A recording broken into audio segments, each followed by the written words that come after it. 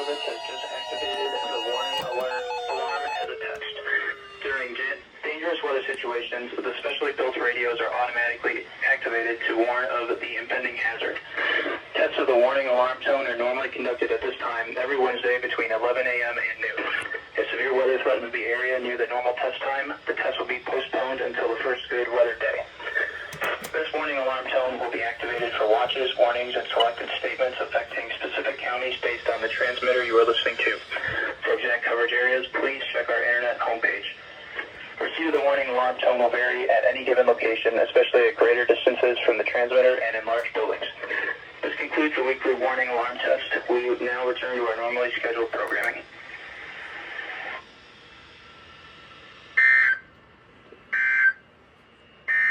This is NOAA Weather Radio WXK 41 in Rochester.